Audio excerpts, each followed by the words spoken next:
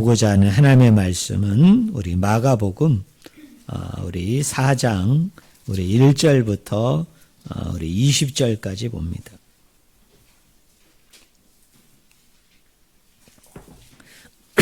우리 신약성경 우리 마가복음 4장 우리 1절부터 우리 20절까지 보겠습니다.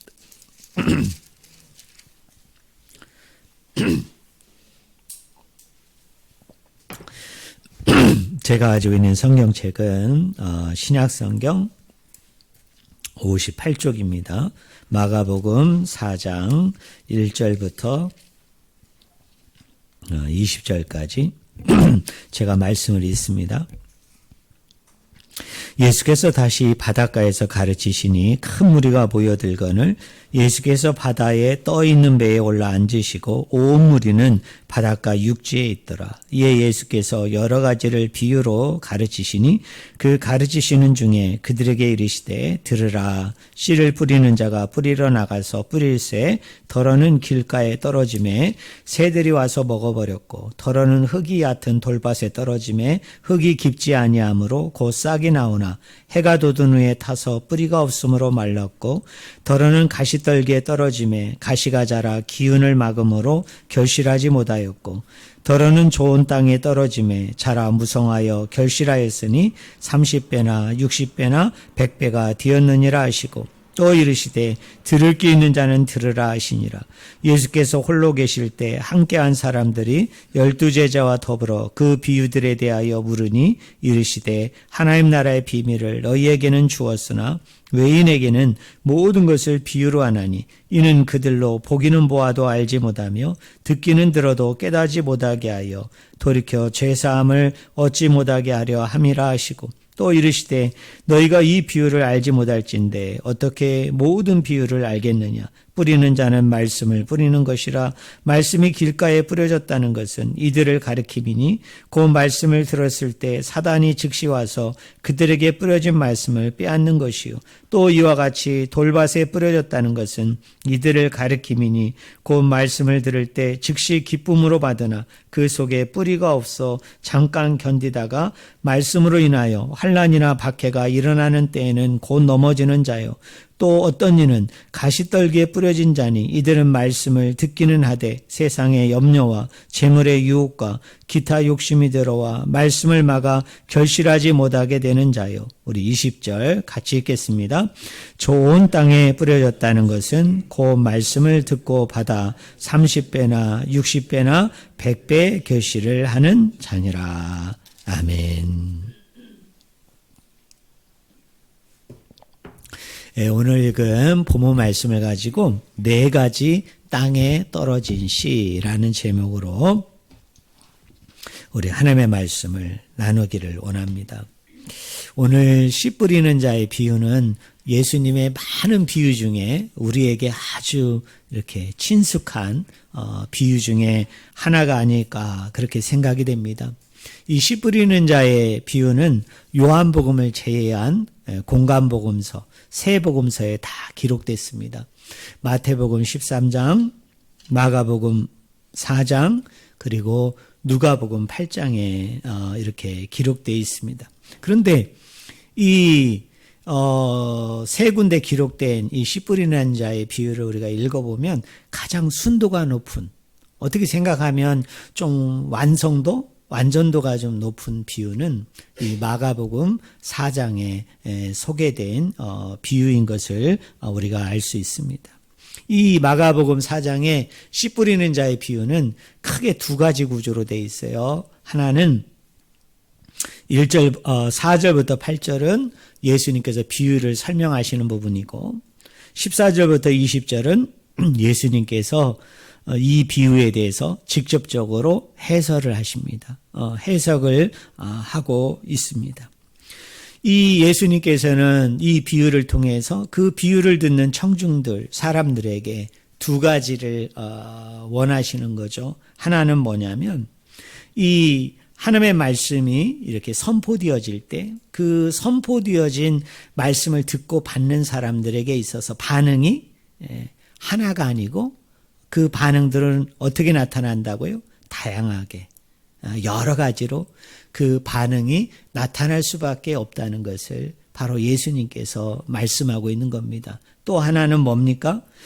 예수 그리스도가 선포하는 그 복음의 말씀에 대해서, 하나님 말씀에 대해서, 하나님의 시에 대해서 올바른 그리고 건강한 참된 반응을 일으키기를 촉구하고 결단하게 하기 위해서 예수님께서 이 비유를 말씀한 것입니다. 특별히 여러분 거기 4장 1절에 보니까 이렇게 얘기하죠. 거기 1절을 보세요. 예수께서 다시 바닷가에서 가르치시니 큰 무리가 모여들거늘 예수께서 바다에 떠 있는 배에 올라 앉으시고 온 무리는 바닷가 어디에 있더라? 육지에 있더라. 이렇게 얘기합니다. 근데 여기 육지에 있더라 라는 말을 원어 성경대로 그대로 번역을 하면은 이렇게 번역을 할 수 있어요. 여러분 한번 따라해 보실래요? 땅 위에 있더라.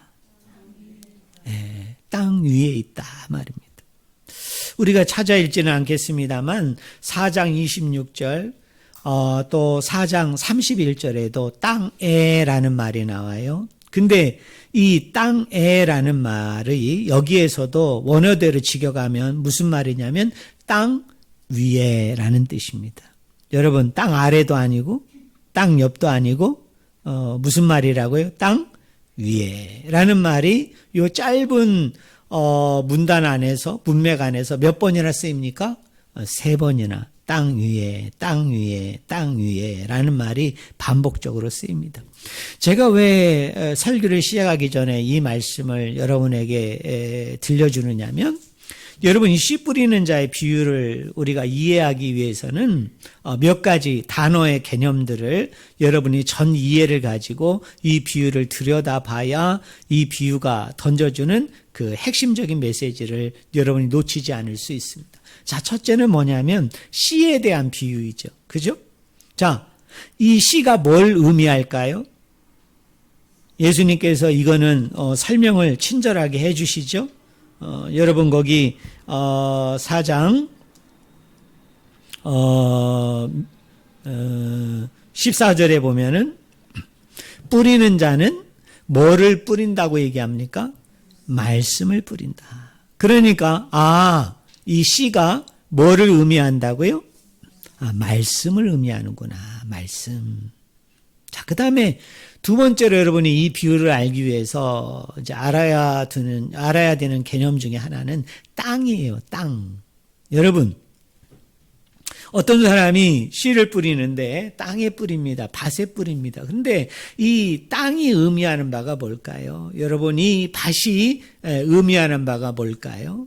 그래서 제가 땅 아래도 아니고 땅 밑도 아니고 땅 옆도 아니고 자, 땅 위에라는 말이 3번 됐다고 이야기했어요. 자, 그런데 이 땅 위에라고 얘기할 때 이 땅이 의미하는 것은 두 가지예요. 하나는 뭐냐면 따라하겠습니다. 사람.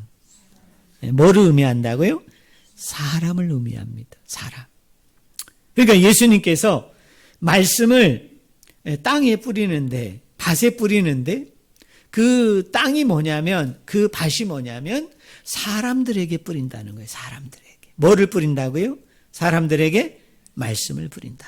쉽게 얘기하면 사람들에게 말씀을 전파하는 것이죠. 사람들에게 말씀을 전하는 것입니다. 좀 더 깊이 이야기하면 이 땅과 밭은 무엇을 이야기하느냐면 자, 저와 여러분이 사람이잖아요. 자, 우리 안에 어디를 이야기할까요? 그러면 그 밭과 땅은 우리의 심장을 이야기합니다. 다른 말로 얘기하면 우리의 마음에다 뿌리는 거예요. 어디에다 뿌린다고요? 저와 여러분의 심장에다가, 저와 여러분의 어디에다가? 마음에다 뿌린다. 그를 성경에서는 어떻게 하느냐면 씨를 뿌릴세. 이런 밭에도 뿌리고 이런 밭에도 뿌리고 이런 밭에도 뿌리고 이런 밭에도 뿌린다고 얘기하는데 그 밭이 가지고 있는 공통된 의미는 뭐냐면 사람에게 뿌리는데 사람 어디에다 뿌리느냐? 심장에 뿌린다. 네, 그 마음에 뿌린다 이렇게 얘기합니다. 자, 그런데요, 이 씨가 자라서 나중에 열매를 맺게 돼요. 그죠? 열매를 맺게 됩니다. 그 열매가 오늘 성경에 보니까 어떻게 맺는다고 그래요? 30배, 60배, 100배 결실을 맺게 될 것이다. 열매를 맺게 될 것이다. 자, 우리 성도들, 열매가 뭘까요, 그러면? 열매가. 이것도 개념 정리가 돼야 여러분이 이 비유를 잘 이해할 수 있어요. 자, 씨를 뿌렸는데 그 씨가 자라서 그 씨가 보이지 않는 가운데 왕성한 생명활동을 통해서 나중에 결실하게 되어지는데 그 결실한 열매가 어느 정도로 결실을 하게 되느냐면 30배, 60배, 100배 결실을 하게 되어질 것이다. 그러면 이 열매가 의미하는 게 뭘까요? 이 결실이 의미하는 바가 뭘까요? 한번 따라하겠습니다. 전체적인 구원. 총체적인 하나님 나라의 구원을 의미하는 것이 뭐냐. 바로 이게 열매라는 것입니다. 자, 이렇게 개념 정리를 하고 우리가 이제 비유 속으로 하나하나 들어가서 이 비유가 가지고 있는 그 의미가 무엇인지를 우리가 오늘 함께 나누기를 원합니다. 자, 여러분 한번 생각을 해보세요. 자, 어떤 사람이 밭에 씨를 뿌립니다. 그리고 그 밭에 이 씨가 심겨져요. 그리고 나서 이 씨가 보이지 않는 왕성한 생명활동을 통해서 좋은 땅에 뿌려진 씨로 예를 들자면 30배, 60배, 100배 결실을 얻게 됩니다. 근데 여러분, 제가 질문을 드릴게요. 이 씨가 이렇게 풍성한 열매를 맺게 되는 데 있어서 가장 중요한 원인은 어디에 있을까요? 이렇게 풍성한 열매를 맺게 된 것이 씨를 뿌리는 농부에게 있습니까? 아니면 씨 자체에 있습니까? 아니면 땅, 밭에 있습니까? 어디에 있을까요? 이게 중요해요. 이게 아주 중요합니다. 여러분 한번 생각해 보세요. 어디에 있을까요? 이렇게 풍성한 결실과 열매를 맺는 것이 농부의 수고에 있을까요? 아니면 품질이 좋은 아주 건강한 그 씨에 있나요? 아니면 이 땅에 있나요? 밭에 있나요? 어디에 있습니까? 어디에 있어요? 두 가지예요. 씨에 있기도 하지만 더 중요한 것은 놀라웠게도 땅입니다. 여러분, 밭입니다. 그죠? 만약에 씨에 있다고 얘기하면 그게 길가밭에 떨어지든 아니면 바위 위에 살짝 올려져 있는 그 흙 사이에 씨가 떨어지든 아니면 가시떨기라는 장애가 있는 장애물이 있는 밭에 떨어지든 옥토밭에 떨어지든 밭에 상관없이 씨가 중요하고 씨가 열매를 맺는 데 있어서 아주 핵심적이고 중요한 역할을 제일 크게 한다면 이런 곳에 아랑곳 없이 어떻게 해야 되죠? 30배, 60배, 100배 결실을 맺어야 되는 거예요. 결실을 맺게 하는 데 있어서는 땅에 고려됨이 없이 밭에 고려됨이 없이 씨가 중요하기 때문에 그 씨로 인해서 이렇게 열매를 맺게 되는구나 라고 우리가 생각할 수 있잖아요. 그런데 이 비유를 가만히 보면 씨보다 더 중요한 게 있어요. 그게 뭐죠? 밭입니다. 여러분, 땅이에요. 왜 30배, 60배, 100배의 결실을 얻게 되어졌느냐? 결국 그 땅이 뭐였기 때문에? 옥토였기 때문에. 여러분, 좋은 땅에 뿌려졌기 때문에 결국 그것으로 인해서 30배, 60배, 100배의 결실을 얻게 된 거예요. 땅이 무엇인지는 모르지만 구체적으로 어떤 것으로 설명이 되어지지는 않지만 그 땅이 좋았고 그 땅이 기름졌고 그 땅이 옥토였기 때문에 그 땅의 영향으로 인해서 30배, 60배, 100배의 결실을 얻었다는 거예요. 결국 이 비유 속에서 저와 여러분에게 강조하고자 하는 것이 뭡니까? 자, 그 땅과 밭이 뭐라고 그랬어요? 사람이고 사람의 뭐라고 그랬어요? 마음입니다. 자, 하나님 나라의 결실은 하나님 나라의 열매는 뭐가 중요하다는 거예요. 씨도 중요하지만 그것 못지않게 더 중요한 게 있다는 거예요. 그게 뭐예요? 우리의 심장이 중요하다. 여러분의 마음이 중요하다. 그 심장과 마음이 어떤 작용을 해야 됩니다. 어떤 작용을 해야 된다고요? 말씀을 듣고 잘 받아야 된다는 거예요. 말씀을 듣고 그 말씀을 여러분의 심장에, 여러분의 마음판에 온전히 새기게 되어질 때 그 씨는 생명이 있기 때문에 그 씨로 말미암아 30배, 60배, 100배의 귀한 결실과 열매를 얻게 되어질 것이다. 그게 뭐예요? 하나님 나라의 구원의 특징이다. 하나님 나라가 가지고 있는 총체적인 구원의 특징이라는 것입니다. 한번 따라해 보실래요? 우리의 마음이 중요하다. 따라하겠습니다. 우리의 심장이 중요하다. 네. 그 마음과 심장이 왜 중요합니까? 말씀이 새겨지면. 말씀이 우리 이 마음의 심장에 어떻게 해요? 들려지고 받게 되어지면 그런 하나님 나라의 총체적인 구원의 열매들이 맺게 되어진다 이겁니다. 근데요, 이 비유가 조금 오해되는 구석들이 있어요. 그 오해되는 구석 중에 이런 겁니다. 어떤 농부가 씨를 뿌리는데 어떤 씨앗들은 길가에 떨어지고 어떤 씨앗들은 바위 위에 조그만 흙이 있는데 그 흙 위에 떨어지고 어떤 것은 가시떨기밭에 떨어지고 어떤 것은 옥토밭에 떨어진다. 근데 우리나라 개역개정 성경은 이 모든 것을 다 무슨 말로 표현했느냐면 덜어는입니다. 근데 헬라어 원어 성경을 보면요, 이게 복수로 돼 있지를 않고 다 단수로 돼 있어요. 그러니까 이런 겁니다. 길가에 떨어진 씨는 한 개의 씨예요. 한 개의 씨. 여러 개가 아니에요. 여러 개가 아니에요. 또 여러분, 그 바위 위에 조그만 흙에 떨어진 씨도 몇 개일까요? 한 개입니다. 여러분, 가시떨기밭에 떨어진 씨앗도 몇 개일까요? 한 개입니다. 그리고 재미나는 건요, 8절이에요.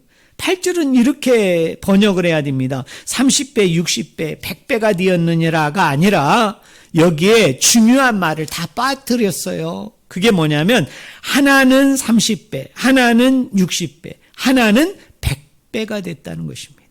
자, 저를 보세요. 결실하지 못한 씨도 몇 개? 3개가 뿌려졌죠. 길가에 하나, 바위 위에 얕은 흙에 하나, 또 어디에? 돌밭에 하나. 근데 좋은 땅에 뿌려진 씨도 몇 개입니까?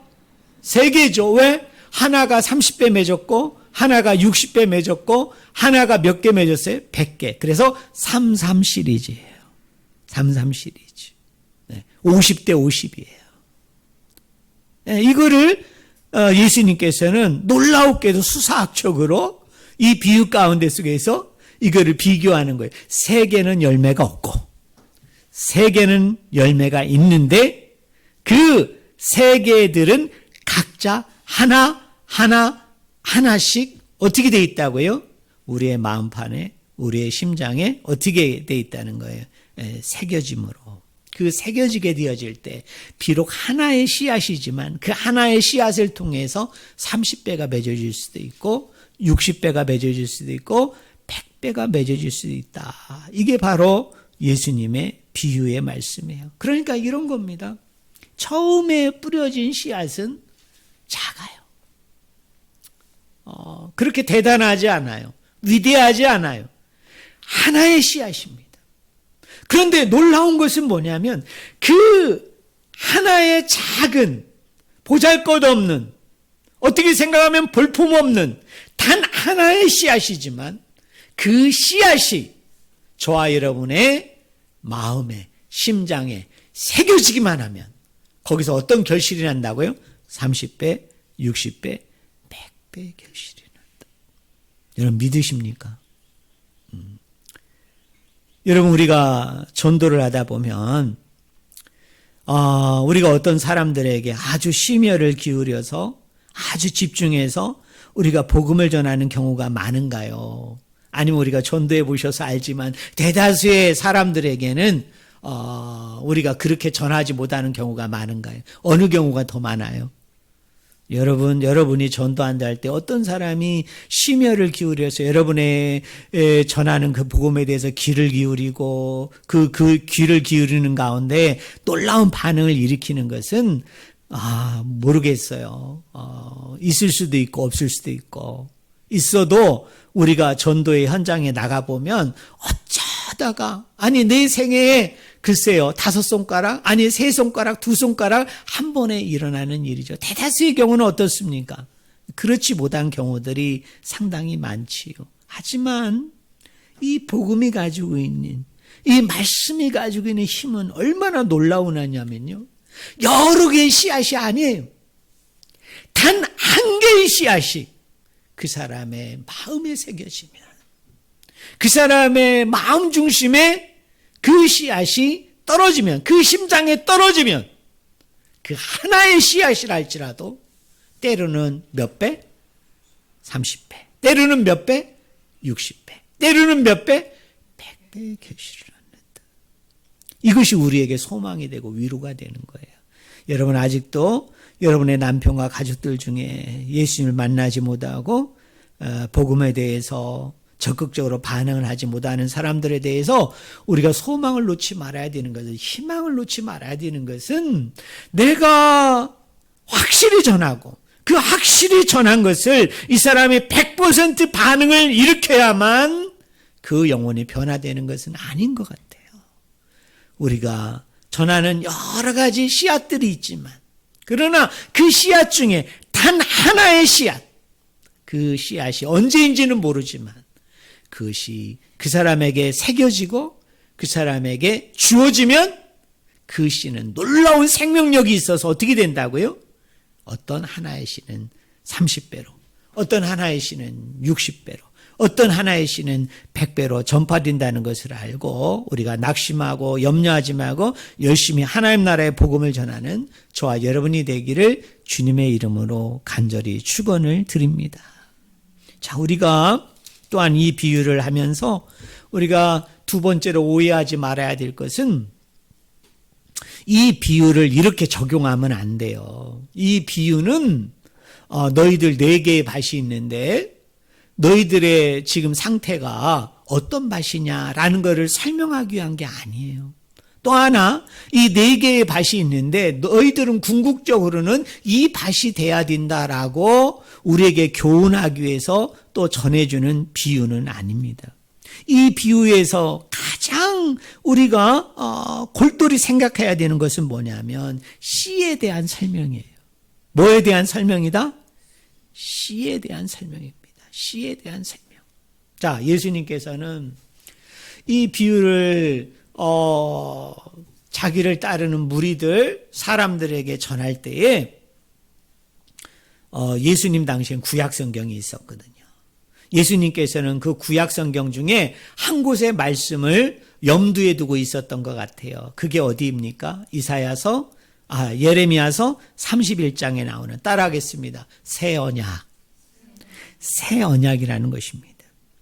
이 새 언약이 예레미야를 통하여 주어질 때 이스라엘 백성들의 상태는 뭐냐면, 이 사람들이 옛 언약에 대해 철저하게 불순종함으로 하나님이 그들을 심판해서 이스라엘이 멸망당하고 앞으로 장차 어디에? 바벨론에 포로로 끌려갈 것을 예언하는 그 상황 가운데 속에서 주어진 언약이 뭐예요? 그게 새 언약입니다. 근데 새 언약의 핵심은 이런 거예요. 히브리서의 말씀에 의하면 옛 언약은, 따라하겠습니다, 돌판에 새겨졌지만 새 언약은 하나님께서 어디에다 새기신다고요? 따라하겠습니다. 우리의 심장. 아마 여러분은 마음으로 이해하실 거예요. 그런데 그거보다 좀 더 이 원어적인 의미는 심장에 새기는 거예요.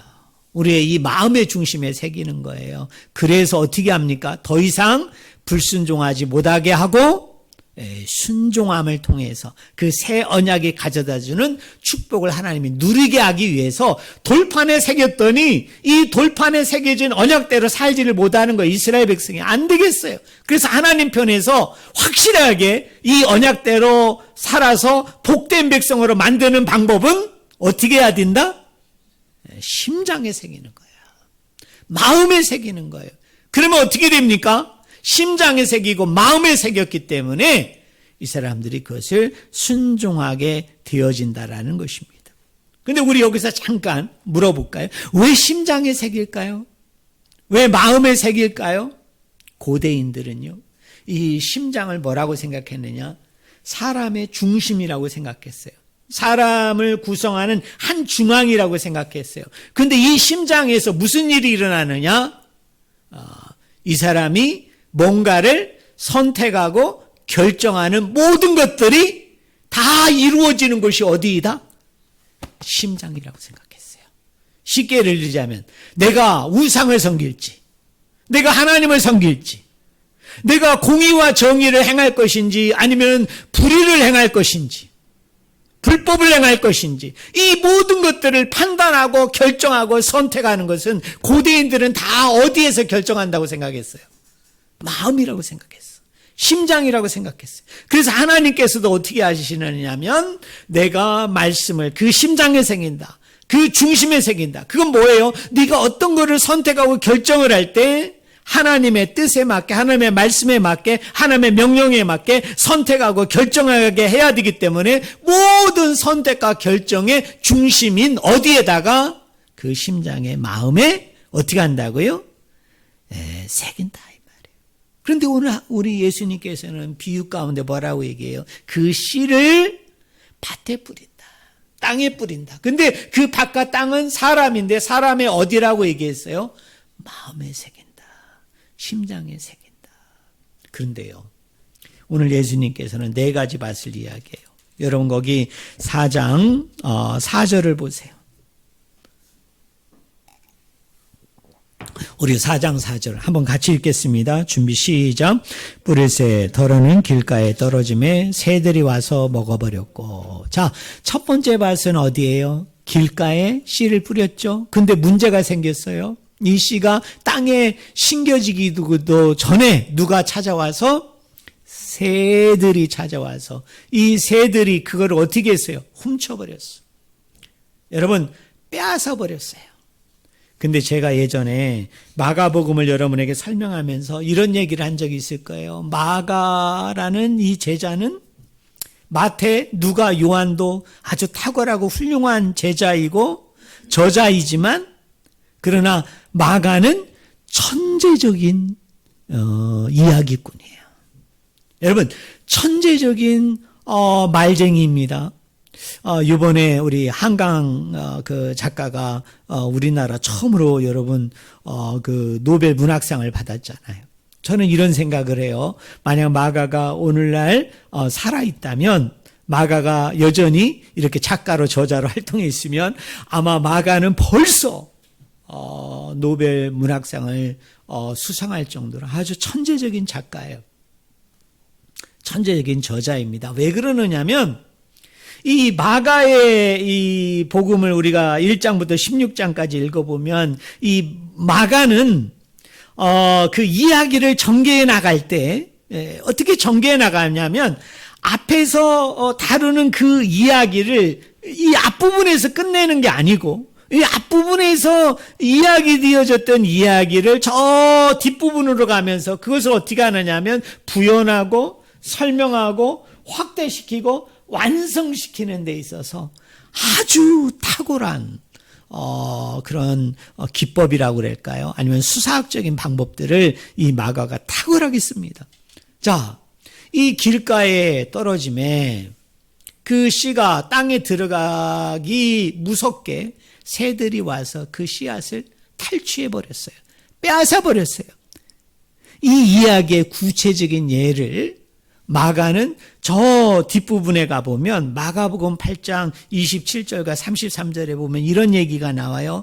예수님께서 자기가 십자가에 매달려 죽기 전에 3번에 걸쳐서 자기의 순환을 예고합니다. 내가 어떻게 고난을 당할 것이고 내가 어떻게 죽게 되어질 것이고 내가 며칠 만에 살아나게 될 것인가를 길을 걸어가는 와중에 자기를 쫓는 제자들과 무리들에게 그 이야기를 들려줘요. 그런데 마가복음 8장에 보면 예수님의 수제자인 누가? 베드로가 그 예수님의 길을 가로막습니다. 예수님 그럴 수 없습니다. 여기 있는 모든 제자들은 다 당신을 부인하고 배반하고 떠나도 나는 절대로 주님을 떠나지 않을 것입니다. 그리고 주님, 어떻게 우리 스승이신 예수님께서 그렇게 모진 고난과 십자가의 죽음을 당하실 수 있습니까? 그럴 수 없습니다. 그래요. 그때 예수님께서 뭐라고 말씀합니까? 나의 길을 네가 가로막고 있구나. 네. 뭐의 유혹에 의해서? 사단의 유혹에 넘어져서, 사단의 유혹에 빠져서 내 길을 가로막고 있구나. 그게 뭐예요? 그게 길가에 떨어진 씨에 대한 마가의 인용인 것입니다. 특별히 마가복음을 보면 이 3번에 걸쳐서 4번에 걸쳐서 이런 사이클로 이루어집니다. 예수님께서 천국복음을 이야기해요. 그리고 그 천국복음을 마치고 난 이후에 예수님께서 제자들을 데리고 바다를 건너가세요. 그리고 바다를 건너가고 난 이후에 그 건너편에 누구를 만나게 됩니까? 귀신 들린 사람을 만나게 되고 그 귀신 들린 사람을 치유하는 이야기가 나옵니다. 여러분, 그 예수님께서 물고기 2마리, 그 다음에 떡 5개로 몇 명을 먹였습니까? 5,000명을 먹이시고 난 이후에 또 예수님께서 물 위를 지나가세요. 물 위를 건너가십니다. 바다를 건너가세요. 그리고 그 건너편에서 또 귀신 들린 사람을 만나서 그를 치유합니다. 이런 사이클이 4,000명을 먹이셨을 때도 또 나타나요. 3번이나 나타나요.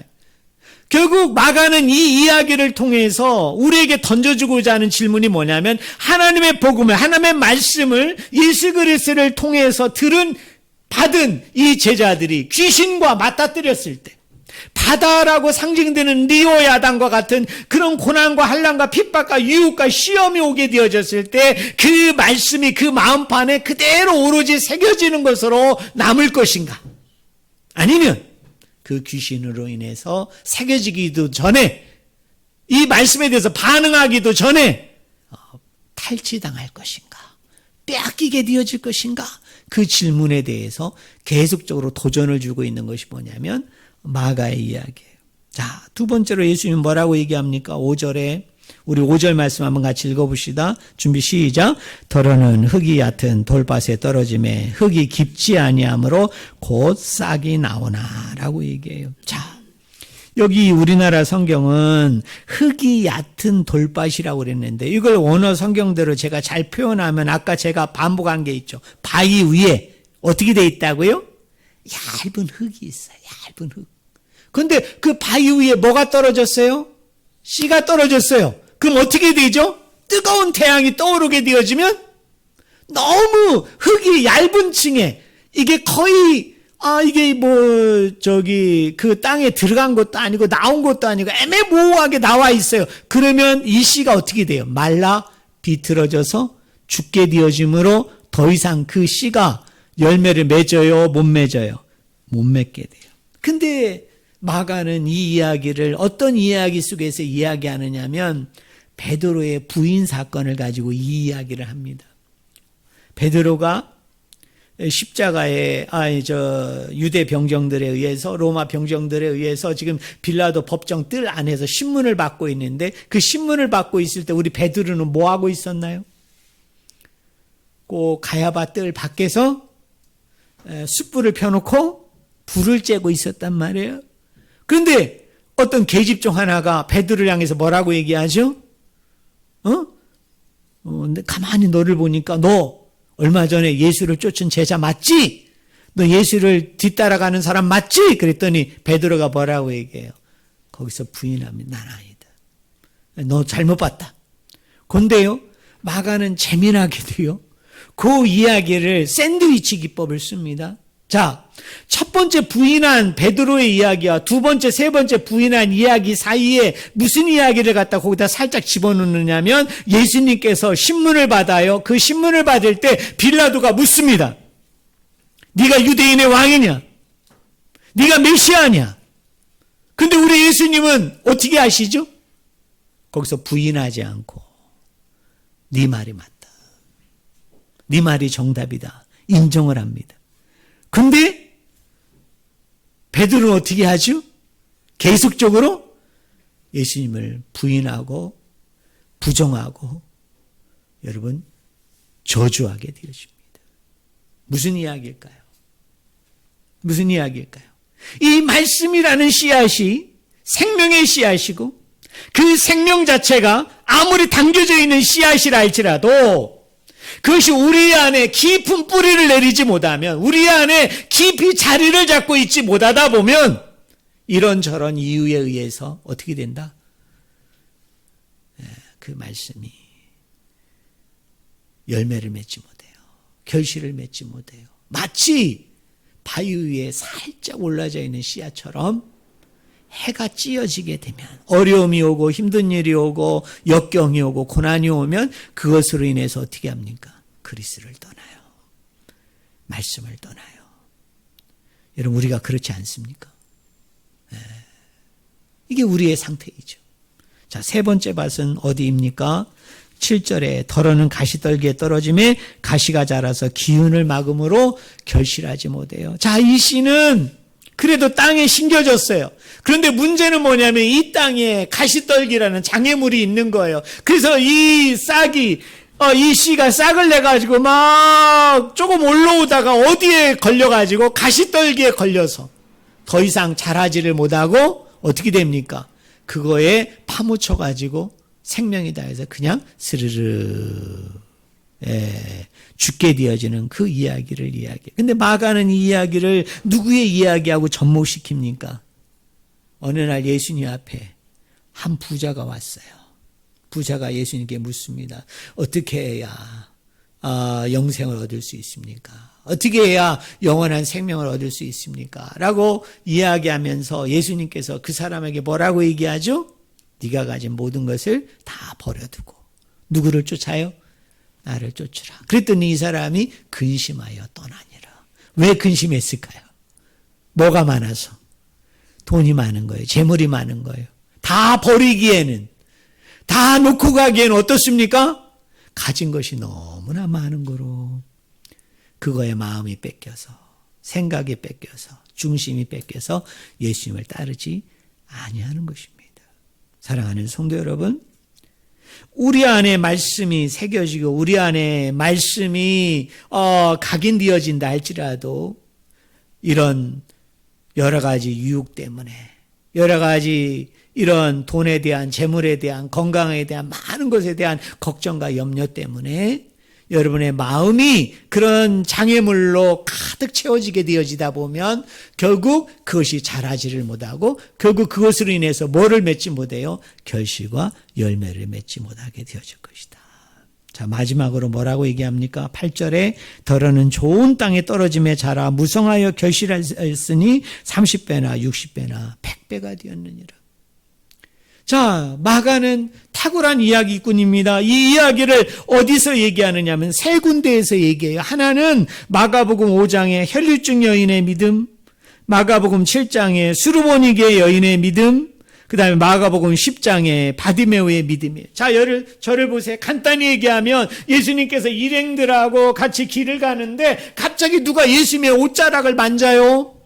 예수님께서 그걸 느낀 거예요. 그래서 누군가하고 뒤를 돌아 쳐다봤더니 누가 만지고 있었습니까? 12의 혈류증을 가진 여인이 예수님의 옷자락을 만진 거예요. 근데 이 여인이 왜 예수님의 옷자락을 왜 만진 겁니까? 제가 이걸 예전에 설교했는데 이 여인은 부정한 여인이에요.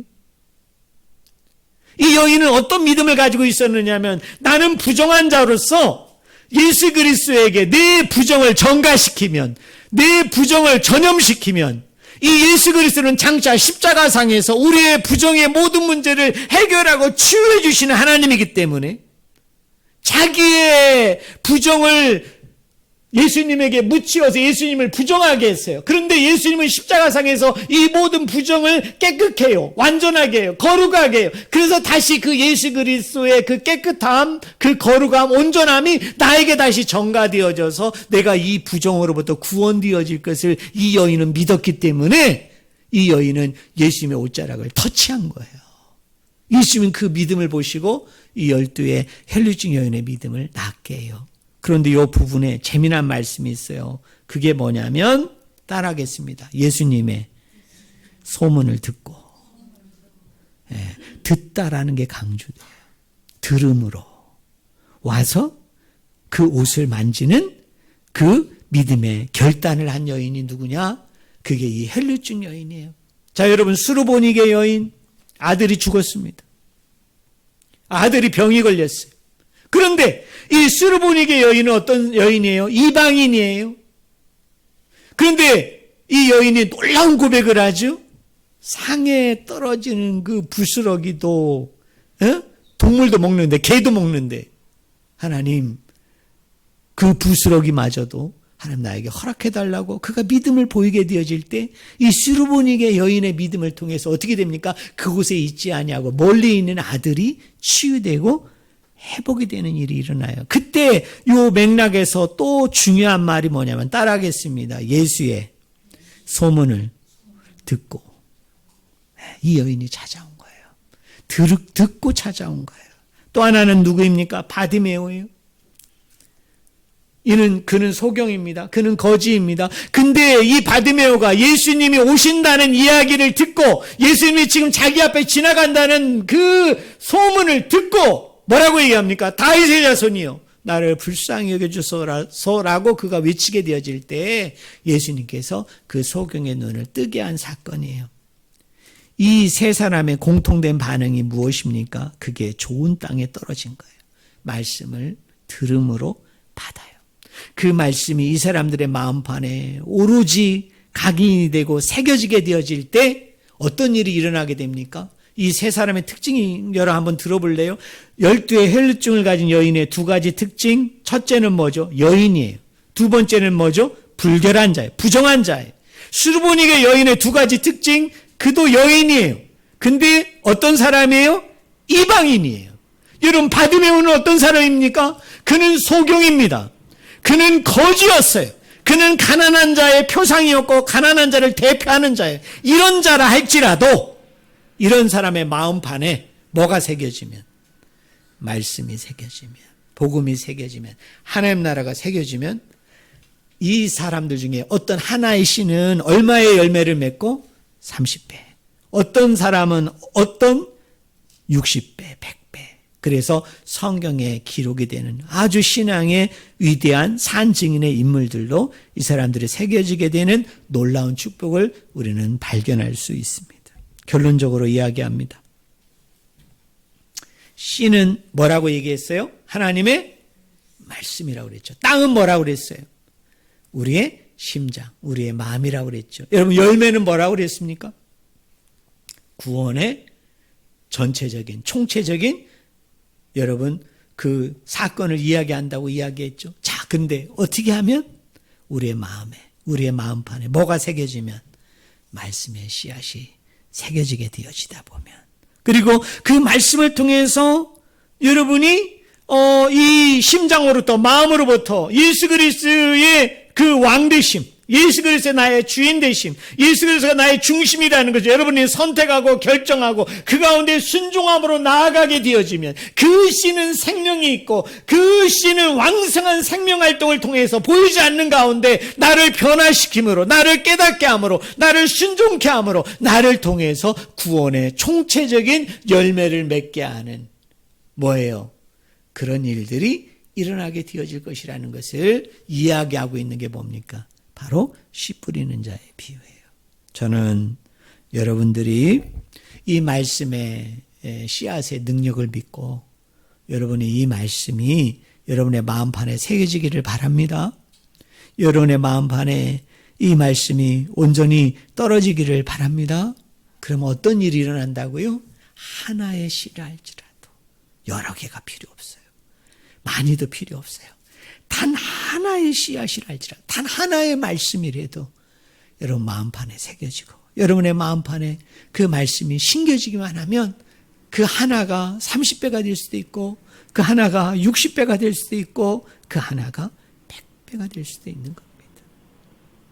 사랑하는 성도 여러분, 하나님의 나라는 우리의 힘에 의해서 이루어지는 나라가 아니에요. 하나님의 나라는 총과 칼에 의해서 움직여지는 나라가 아니에요.